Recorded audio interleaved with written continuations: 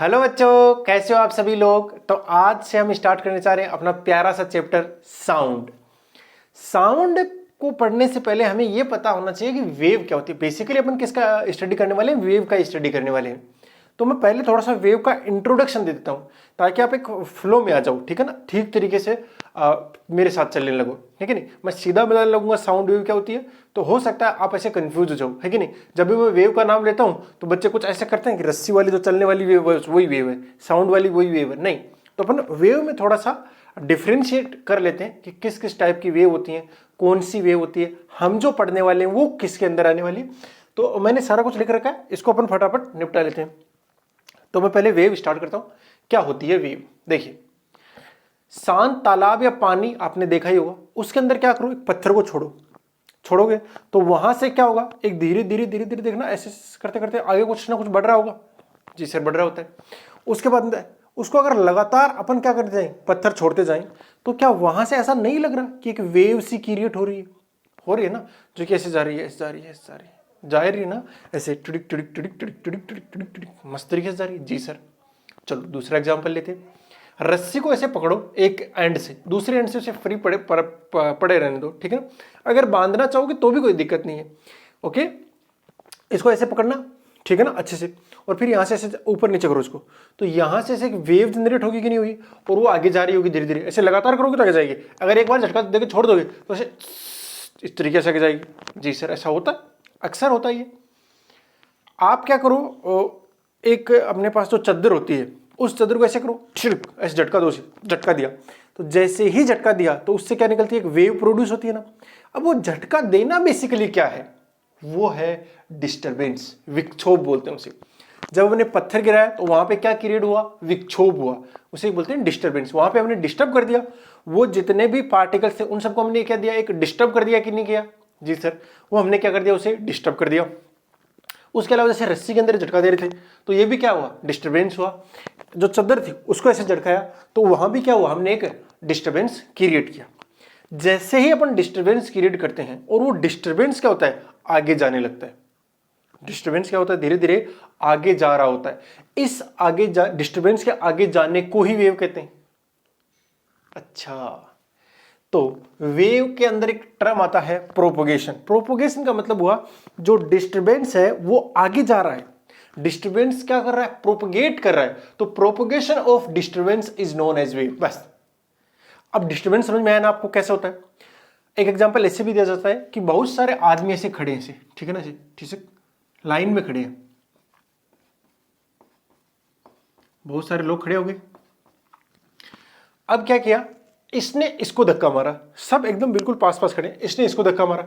जैसे ये इससे धक्का मारा तो वहां से क्या क्रिएट हुआ, डिस्टरबेंस। अब वो डिस्टरबेंस धीरे धीरे आगे बढ़ेगा, होगा क्या, ये इसको मारेगा, ये इसको मारेगा, ये इसको मारेगा, ये इसको मारेगा, ये इसको मारेगा, इसको, इस तरीके से होगा नहीं होगा। हाँ, दूसरा तरीका मैं समझाता हूं कि आप क्या करो, इसको आगे से बढ़ाना शुरू करो। जैसे आगे से बढ़ाना शुरू किया तो क्या क्रिएट हुआ, विक्षोभ हुआ ना, डिस्टरबेंस। अब देखना थोड़ी देर बाद में ये, फिर ये, फिर ये, फिर ये, फिर ये।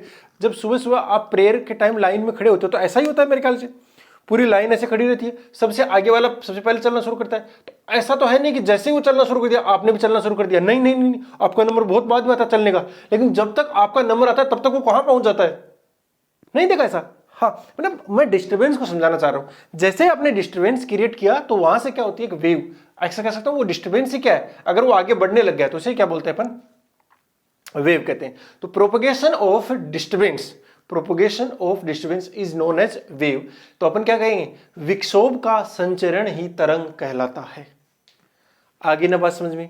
अब जो तरंग होती है उसको एक जगह से दूसरी जगह पर जाने के लिए या तो किसी मीडियम की जरूरत पड़ सकती है। अब मीडियम क्या है, मीडियम ऐसे समझिए, जब हमने पानी के अंदर पत्थर डाला तो जो पानी था वो क्या बन गया, अपना मीडियम बन गया ना।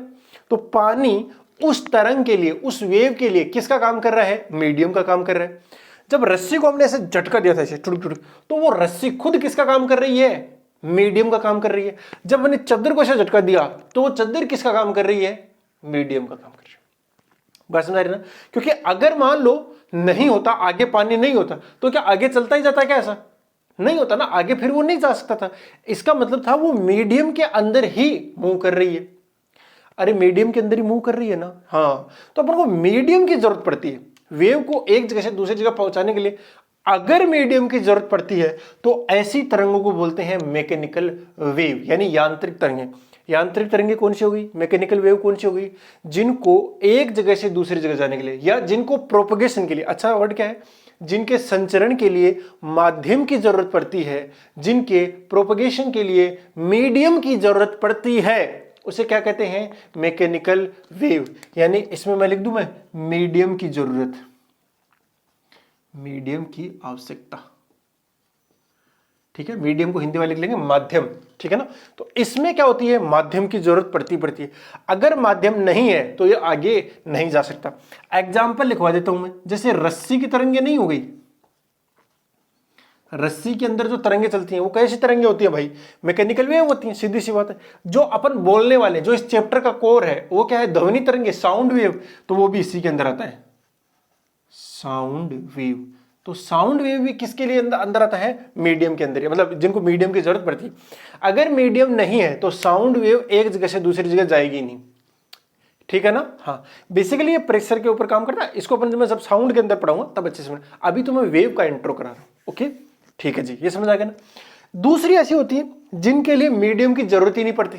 अब देखिए, सन से आने वाली जो किरणें हैं, वो किरणें जो हैं उनको अपन क्या बोलते हैं, रेज। रेज क्या एक तरीके की वेव है वो। ठीक है ना, अगर उसे अपन वेव मानते हैं तो वेव बीच में क्या है, कुछ भी तो नहीं है, बीच में तो मीडियम ही नहीं है, ना हवा है, कुछ भी नहीं है, सब कुछ गायब है। अरे बात समझ रहे हो ना, साउंड एक जगह से दूसरी जगह जा रही है तो वो हवा के थ्रू चल के जा रही है, अगर हवा नहीं तो साउंड जाएगी भी नहीं।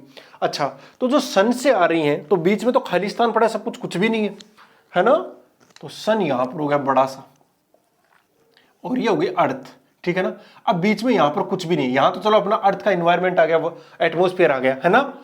हाँ, लेकिन यहां से जब वो आ रहा था यहां कुछ भी नहीं है, इसका मतलब था कि यहां तो मीडियम ही नहीं है। विदाउट मीडियम भी ये वेव चल के आ रही है। इसका मतलब है ये कुछ ऐसी वेव हो गई जिनको मीडियम की जरूरत नहीं पड़ती, और उन्हें अपन क्या बोलते हैं, इलेक्ट्रोमैग्नेटिक वेव बोलते हैं। उनको क्या बोलते हैं, इलेक्ट्रोमैग्नेटिक वेव। कौन सी वेव, ऐसी वेव जिनके लिए मीडियम की जरूरत नहीं पड़ती, माध्यम, माध्यम की आवश्यकता नहीं है भाई। ठीक है ना, अरे लैंग्वेज का कोई बैरियर तो नहीं है ना, आवश्यकता नहीं, मतलब मैं इस तरीके से लिख रहा हूं। आप भी नोट्स बनाओ ना, जब तो फिजिक्स केमिस्ट्री मैथ के जब भी नोट्स बनाओ ना, इसी तरीके से बनाना ताकि आपको अच्छे से समझ में आए। मैं ये नहीं कहता कि इंग्लिश मीडियम वाले तो हिंदी में क्यों लिख दिया, हिंदी वाले तो इंग्लिश में क्यों लिख दिया, नहीं नहीं नहीं, सब चलता है। ठीक है ना, आपको समझ में आना चाहिए, बस बात खत्म। साइंस का मतलब तो ये, जो फिनोमिना अगर आपको ठीक से समझ में आएगा बस, ठीक है, हो गया काम आपका। तो अगर आपको मीडियम की जरूरत नहीं पड़ रही तब उसे कहते हैं अपन नॉन मैकेनिकल वेव, ना अयांत्रिक तरंगें। और उन तरंगों को होती कौन सी तरंगें, वो इलेक्ट्रोमैग्नेटिक वेव्स होती हैं, विद्युत चुंबकीय तरंगें। अगर मैं एग्जांपल की बात करूं तो जैसे लाइट वेव आ गई, लाइट वेव का मतलब क्या हो गया, प्रकाश तरंगें।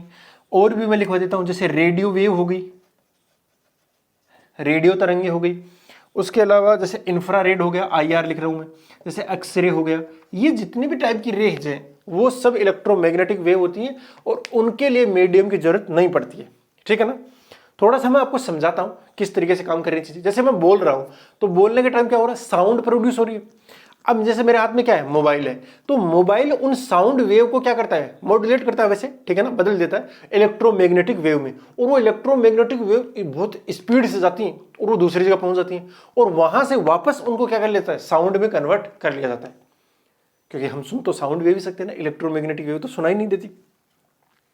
ओके, हाँ, अब मैं थोड़ा सा इन दोनों में कंपैरिजन कर दूं।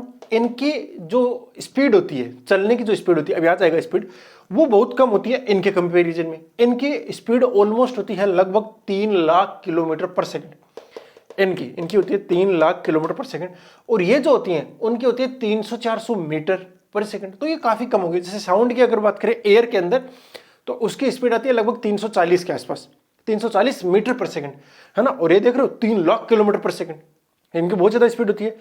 तो जैसे कभी कभार आपने देखोगे बिजली गिर रही होती है, तो आकाशीय बिजली होती है ना, हाँ, तो वो दिखाई तो पहले देती है और सुनाई बाद में देती है। बिकॉज ऐसा इसलिए हो रहा है क्योंकि वहां से जो लाइट वेव निकली है वो इलेक्ट्रोमैग्नेटिक और वो फटाफट अपनी आंखों तक पहुंच जाती है, इसलिए दिख गई तुरंत की तुरंत। लेकिन अगर वहां से जो साउंड प्रोड्यूस हुई है वो धीरे धीरे आती है, धीरे धीरे आती है, तो थोड़ी देर बाद सुनाई देती है। ये बात समझ आ गई ना? हाँ, क्यों सुनाई, थोड़ी देर बाद क्यों सुनाई देती है? क्योंकि वो एक साउंड वेव, और साउंड वेव हवा के अंदर धीरे धीरे चल के आ रही है और ये फटाफट पहुंच गई। अरे ये बात समझ आई ना अच्छे से? अभी तक हमने क्या देखा कि वेव क्या होती है, तो डिस्टरबेंस जहां पे क्रिएट हुआ वो अगर आगे बढ़ने लग गया तो उस आगे बढ़ने को क्या बोलते हैं? प्रोपोगेशन बोलते हैं, और इस propagation of disturbance is known as wave. बस इतना सही है। फिर वेव दो टाइप की होती है, किसके बेसिस पर? मीडियम के बेसिस पर, on the basis of medium. माध्यम की आवश्यकता के आधार पर दो प्रकार की होती है। पहली हो गई मैकेनिकल वेव यानी यांत्रिक तरंगे। इनको प्रोपोगेशन के लिए किसकी जरूरत पड़ती है? मीडियम की। ऐसे लिख देना, संचरण के लिए माध्यम की आवश्यकता, मतलब need of medium for propagation. यांत्रिक तरंगे कौन कौन सी होती हैं? जैसे आपकी स्ट्रिंग वेव होगी, है ना, रस्सी वाली तरंगे होगी, साउंड वेव होगी। इस तरीके की जो वेव्स होती हैं उनको अपन क्या बोलते हैं? मैकेनिकल वेव बोलते हैं। इनके लिए जरूरत पड़ती है, अदरवाइज ये जाएंगे नहीं। दूसरी होती है नॉन मैकेनिकल वेव, उनके लिए अपन को माध्यम की आवश्यकता नहीं पड़ती है, ठीक है ना, बिना माध्यम के भी भाग जाती हैं। जैसे सन से अर्थ तक पहुंचने वाली जो रेज हैं, है ना, आपने सुना होगा अल्ट्रावायलेट, है ना, वो सब किसके अंदर आती हैं? अरे पैराबैंगनी किरणें, है ना, अल्ट्रावायलेट रेज, वो भी सब किस में आती है? इलेक्ट्रोमैग्नेटिक वेव के अंदर ही आती हैं, ठीक है ना। वो एनर्जी किसकी कम या ज्यादा है उस आधार पे अपन अलग अलग बांट देते हैं। जैसे लाइट वेव से एनर्जी ज्यादा किसकी होती है? एक्सरेज की होती है, ठीक है ना, इसलिए वो हार्मफुल भी होती है अपने लिए। अल्ट्रावायलेट की एनर्जी भी क्या होती है? ज्यादा होती है लाइट वेव से, इसलिए वो भी अपने लिए क्या होगी? हार्मफुल होगी। इनका मैं कभी अलग से बता दूंगा कौन कौन सी वेव किस तरीके से होती हैं, किस किस काम में ली जाती हैं, ठीक है ना, पूरा स्पेक्ट्रम है इनका। ओके, बट अभी के लिए समझो इनको कोई मीडियम की जरूरत नहीं पड़ती। अरे बात समझ आ गई ना? बहुत बढ़िया। अब अगला क्या है? ओसिलेशन। तो पहले मैं ओसिलेशन समझाता हूं वो क्या है। ओसिलेशन को बोलते हैं बेटा दोलन, एक तरीके से, ठीक है ना। तो क्या होता है, अगर अपन रस्सी को ऐसे पकड़ रखा है, ठीक है ना, तो रस्सी को क्या करा रहे हैं अपन? ओसिलेट ही तो करा रहे हैं, ऊपर नीचे, ऐसे ध्यान से देखो, ऊपर नीचे। तो वहां से क्या प्रोड्यूस हो रही है? एक वेव प्रोड्यूस हो रही है। तो हो क्या रहा है? मैं ऐसे क्रिएट कर रहा हूं, यहां पर क्या कर रहा हूं? डिस्टर्बेंस, और लगातार क्रिएट कर रहा हूं, ऐसे ऐसे ऐसे ऐसे ऐसे ऐसे ऐसे ऐसे। तो यहां से क्या प्रोड्यूस हो रही है बेटा? एक वेव प्रोड्यूस हुई ना। एक्चुअली मैंने क्या करा रहा हूं? इस वाले एंड का, जैसे पूरी रस्सी, तो इस वाले एंड का क्या करा रहा हूं मैं? ओसिलेशन करवा रहा हूं। इसका क्या कर रहा हूं? ओसिलेशन। वो बेसिकली ओसिलेशन क्या हो रहा है? ऊपर या नीचे हो रहा है ना, ऊपर या नीचे। वेव किधर जा रही है? इधर। वेव जा रही है इधर, ओसिलेशन हुआ ऊपर या नीचे। बात समझ आ गई ना? जैसे स्टार्टिंग में मैंने एक पानी वाला एग्जांपल लिया था, तो पानी के अंदर आप क्या करो? एक कागज को रख दो, ठीक है ना, कागज को रख दो और फिर उस पत्थर को गिराओ, तो क्या होगा? वहां से जो डिस्टर्बेंस क्रिएट हुआ वो एज ए वेव आगे बढ़ रहा होगा, तो वो धीरे धीरे ऐसे जाएगा। तो अगर आप ध्यान से देखोगे ना उस कागज के टुकड़े को, तो कागज का टुकड़ा ऊपर जाएगा और नीचे चला जाएगा, इधर और इधर नहीं जाएगा। वेव जा रही है इधर। अब वेव का मतलब बेसिकली मैं आपको बता दूं कि एनर्जी से, ठीक है ना, वो एनर्जी इधर से इधर जा रही होती है। माध्यम के कण नहीं जाते हैं, पार्टिकल नहीं जाते हैं, पार्टिकल वहीं के वहीं रहते हैं। इसको सबसे अच्छे से कैसे समझ सकते हैं कि जो कागज का टुकड़ा है वो क्या होगा? ऊपर जाएगा और नीचे आएगा, वो इधर इधर नहीं जाएगा। अगर इधर इधर नहीं जा रहा तो वेव किधर जा रही है? जैसे यहां से मैंने वो डिस्टर्बेंस क्रिएट किया, तो वेव यहां से निकल रही है, टिचक टिचक टिचक टिचक आगे बढ़ रही है, ठीक है। कागज का टुकड़ा यहाँ पर रखा है, जैसे ही वो डिस्टर्बेंस इस तक पहुंचेगा तो ये कागज वाला टुकड़ा क्या करेगा? ऊपर जाएगा और वापस नीचे आ जाएगा, ऐसे ऊपर जाएगा और नीचे आ जाएगा, फिर वापस आ जाएगा, तब तक वेव गुजर जाएगी। और लगातार ऐसे करोगे तो वो ऊपर नीचे ऊपर नीचे ऊपर नीचे लहर सी बनती जाएगी। बस मेरा ना, जो पानी होता है ना वो वहीं का वहीं जाता है, वहीं का वहीं रहता है। अगर मैं साउंड वेव बोल रहा हूं, मतलब साउंड प्रोड्यूस कर रहा हूं, जैसे बोलने से क्या होती है? साउंड प्रोड्यूस होती है, तो एक तरीके की वेव प्रोड्यूस हो रही है। यहां से जो वेव प्रोड्यूस हो रही है वो बेसिकली हवा के अंदर से जा रही है ना। इसका मतलब ये नहीं कि जब मैं यहां से बोल रहा हूं तो वो यहां वाली हवा को लेकर वहां पहुंच गया, नहीं, यहां वाली हवा यहीं रहेगी, यहां वाली हवा यहीं रहेगी, यहां वाली हवा यहीं रहेगी। मैम अगर यहीं रहना चाहती है, अगर उसके पास अलग से कोई वेलोसिटी तो भाग जाएगी, वो बात अलग है, लेकिन वो जो वेव की वजह से वहां नहीं पहुंचेगी, वो किसी और की वजह से पहुंच सकती है, बट वेव की वजह से दूसरी जगह नहीं जाएगी।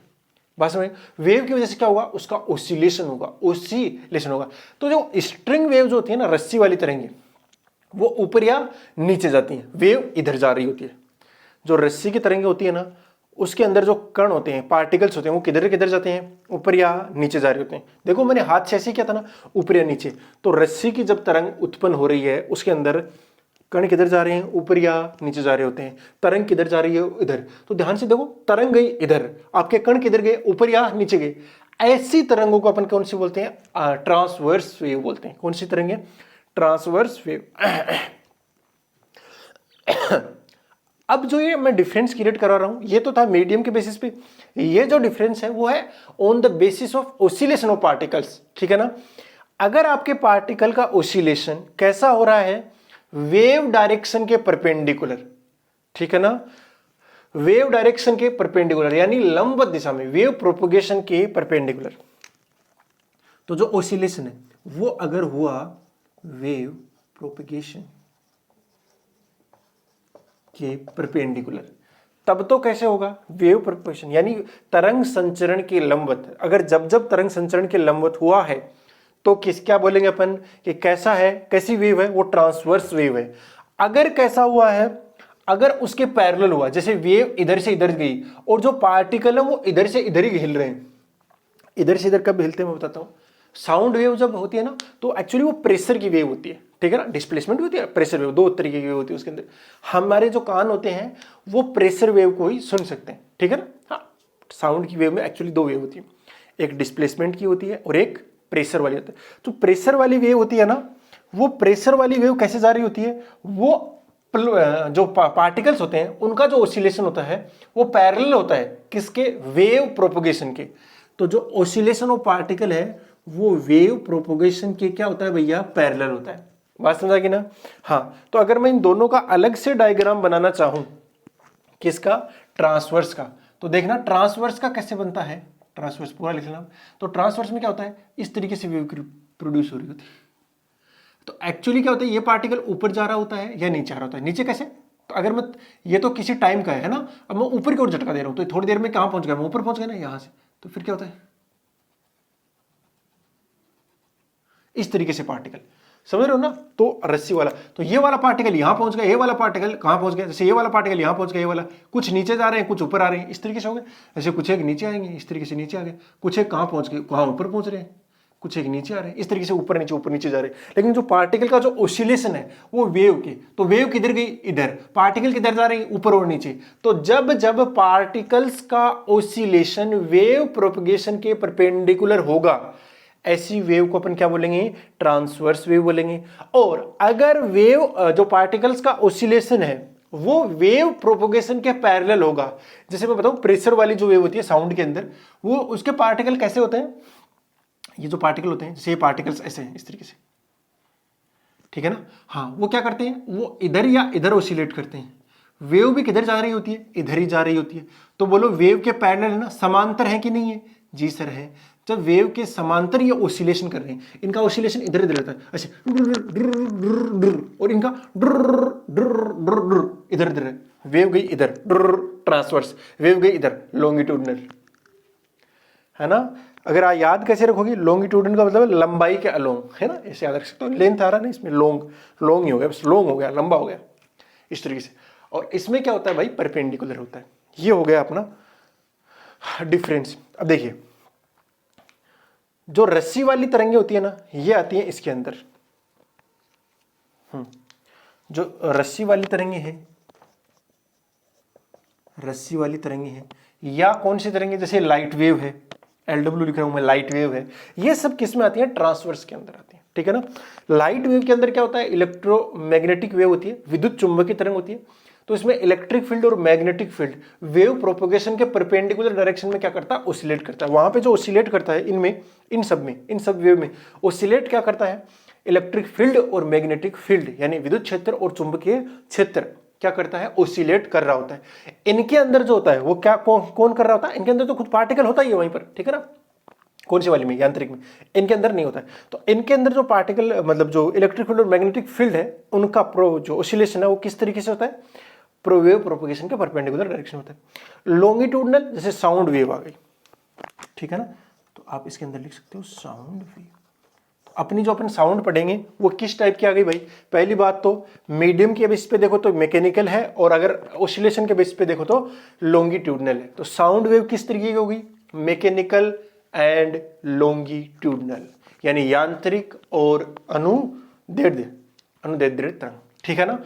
ये चीज समझ आ गई ना आपको अच्छे से। अरे ये वेव क्या होती है क्या नहीं होती है समझ आया ना बेसिकली। और वेव के अंदर होता क्या है, एनर्जी होती है। आप क्या समझोगे, वेव का मतलब क्या है, एनर्जी कंटेन करती है, ठीक है ना। पार्टिकल को नहीं ले जाती है वेव, एक जगह से दूसरी जगह पार्टिकल को नहीं पहुंचाती है, एक जगह से दूसरी जगह एनर्जी ट्रांसफर कर रही होती है। किसको ट्रांसफर कर रही होती है, बार बार याद कर लीजिए। वेव का मेन काम क्या है, एनर्जी को एक जगह से दूसरी जगह ट्रांसफर कर देना, ठीक है ना। जैसे सन से जो एनर्जी आ रही है, बेसिकली एनर्जी आ रही है कि नहीं, in the form of electromagnetic wave, विद्युत चुंबकीय तरंगों के रूप में सन से क्या आ रही है, एनर्जी आ रही है। तो बेसिकली आ क्या रही है, एनर्जी। तो वेव का काम क्या होता है, किसको कंटेन करना, एनर्जी को कंटेन करना, ठीक है ना। आप इस चीज को अच्छे से ध्यान में रख लेंगे कि एनर्जी किसको कैरी करती है, किसको कैरी करती है, एनर्जी को कैरी करती है। होती क्या है वेव, अच्छे से समझ गया। और पार्टिकल का जो ओसिलेशन होता है, ओसिलेशन ही हो रहा है ना भाई, ये चाहे उसके अंदर हो रहा है, किसके अंदर, आपका पानी के अंदर, है ना। आप चाहो तो एक्सपेरिमेंट करके देख सकते हो, बड़ा सा टप ले लेना। अगर गर्मियों के अंदर तो क्या होता है, पानी हर जगह भरा होता है, कहीं पर भी एक कागज का टुकड़ा रख देना और उसके अंदर क्या करना है, उसके अंदर क्या करना, पत्थर डाल देना भाई, है कि नहीं। पत्थर डालोगे तो वहां से वेव प्रोड्यूस होगी और उस वेव को देखना, मतलब डिस्टर्बेंस क्रिएट किया, उसकी वजह से क्या जा रही है, वेव आगे जा रही है कि नहीं। उस पार्टिकल के पास क्या है, वो ऊपर और नीचे ही जाएगा। वो कौन से में, ट्रांसवर्स में आता है। वो कौन सी वेव हो गई, ट्रांसवर्स वेव हो गई। दूसरी बात है कि इसके अंदर जो वेव है, वो जो वेव आगे बढ़ रही होती है, उसके अंदर पार्टिकल आगे नहीं जा रहे थे। ये भी अच्छे से ध्यान रख लेना, क्योंकि अगर पार्टिकल जा रहे होते तो अपन क्या करते, पत्थर डालते और उससे क्या होता, पानी पूरा पूरा गायब हो जाता ना, हो जाना चाहिए था, क्योंकि पानी के साथ चली जाती, वेव के साथ ही पानी गायब हो गया। तो जहां भी तालाब भरा, पत्थर डाला, गायब। ये दरी है या अपनी जो चटाई है या बेडशीट है, उसको अच्छे से क्या किया, झटका मारा, है ना। झटका मारते क्या हुआ, साथ साथ में गई और लंबी हो गई, थोड़ी देर बाद और लंबी हो गई, फिर झटका मारते जाए। ऐसा नहीं होता है, ओके। हाँ चलो ठीक है। फिर एक चीज और, जैसे जो बेडशीट होती है उसके अंदर क्या होती है, थोड़ी देर बाद में उसके अंदर ये मिट्टी के कण या धूल कण जमा हो जाते हैं। तो अपन जब उसे झड़काते हैं, है ना, तो झड़काते हैं तो उससे मिट्टी कण नहीं निकलते क्या। तो क्या करो, एक बार ऐसे से पकड़ लो और क्या करना, एक अच्छा सा डंडा लो, डंडे से खींच के मारो इसे, मिट्टी कण निकलते हैं ना। हाँ, क्या करो, ऐसा झटका मारो, तब भी मिट्टी कण निकल रहे हैं। दोनों में से एफिशिएंट तरीका कौन सा, बढ़िया तरीका कौन सा है, कि ऐसे झटका मारूं वो वाला, मतलब मैं डिस्टर्बेंस क्रिएट करूं वो वाला, या एक डंडा मारूं जोर से वो वाला। सोच के जवाब दो, कौन सा होना चाहिए, एफिशिएंट कौन सा होगा। मतलब तरीके दोनों भी ठीक है, बट एफिशिएंट कौन सा होगा, एफिशिएंट होगा ये झटका मारने वाला। देखिए दोनों में कंसेप्ट किसका है, इनर्शिया का, इनर्शिया ऑफ रेस्ट। सारे के सारे जो धूल कण है वो भी किसमें, रेस्ट में। जो बेडशीट है वो भी किसमें, रेस्ट में। लेकिन जैसे अपन डंडा मारेंगे तो बेडशीट तो पीछे चली जाएगी, लेकिन वो धूल कण वहां के वहीं रह जाएंगे। अरे वहीं रहेंगे ना, हाँ, तो वो धूल कण वहां पीछे हट जाएंगे और वो जो बेडशीट होगी वो आगे चली जाएगी। ऐसा होता है बिल्कुल। अब क्या होता है, अगर अपन ऐसे झटका मारे, टड़क, ऐसे झटका मारते ही क्या होता है, उसके पूरी की पूरी एक साथ क्या हो रहा है, आगे पीछे ओसिलेट हो रहा है ना। तो सारे के सारे जो बेडशीट है वो अच्छे से आगे पीछे होने लग गई, यानी अब जो पार्टिकल थे वो पूरी जगह से निकलने लगेंगे, पूरी बेडशीट में से एक साथ निकलेंगे। जबकि डंडा मार रहे थे तो उतनी जगह से ही निकल रहे थे जितने में हमने डंडा मारा था, बाकी जगह से नहीं निकल रहे थे या बहुत कम निकल रहे थे। लेकिन जैसे झटका मारते हैं ना तो पूरी के अंदर से ही क्या निकल रहे होते हैं, एक साथ पार्टिकल्स निकल रहे होते हैं, ठीक है ना। वो जो मतलब धूल मिट्टी के कण होते हैं वो। ओके सर, ये चीज समझ में आ गई ना, अच्छे से बोलो, कोई दिक्कत इसमें। मेरे ख्याल से आपको ये सारी की सारी जो चीजें हैं वो अच्छे से समझ में आ गई होंगी। मैंने जस्ट आज वेव का इंट्रोडक्शन दिया कि वेव क्या होती है, वेव कैसे आपकी प्रोपगेट करती है और मीडियम के बेसिस पे कितने टाइप की होती है, एंड आपका जो ओसिलेशन है पार्टिकल का उनके बेसिस पे कितने टाइप की होती है। ये आप अच्छे से ध्यान में कर लीजिए। अब जो अपना साउंड है वो अपना किसके ऊपर टिका हुआ है, मैकेनिकल वेव पे और लॉन्गिट्यूडनल के ऊपर। इसको अपन अच्छे से सीख लेंगे, ठीक है ना। अगर ये चीज अच्छे से समझ में आएगी तो अपन नेक्स्ट क्लास में करेंगे बाकी जो चीजें रहेगी, ठीक है बेटा। चलो, wishing you all the very best, मिलते हैं नेक्स्ट क्लास में, तब तक के लिए बाय, जय हिंद।